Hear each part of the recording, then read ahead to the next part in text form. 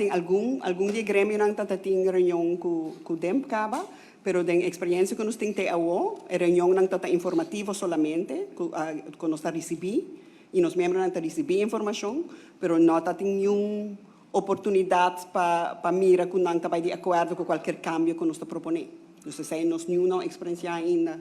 segundo nós tem entendido. Ainda nós está de acordo que a melhor opção para Aruba é sistema de BTW, de tarifa, que é sistema simples, sem complicação e sem confusão. Sei que mesmo se trabalha um BBO na fronteira em vez de BTW, e agora nossa posição está para fazer ele mais cerca de BTW, então modelar mais cerca possível de BTW, o qual atualmente não está o caso. Então, se a intenção está para combater a economia informal e para criar level playing field, nós estamos com sistema simples, maneira BTW, lo cria esse, e o sistema que tem a ordem, a lei que está no parlamento, não está criando level playing field. Está combater a economia informal, sim, mas não está criando level playing field, porque não está todo produto por track off e não está toda companhia por track off.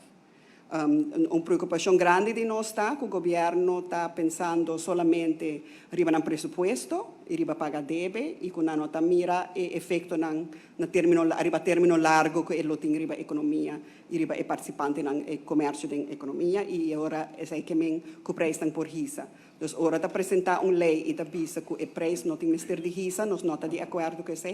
para sobrador que não está tudo tem um off-track, e dor que não todo produto vai para track off, é que o custo está vai subir para a companhia, e é que o preço não lo sube.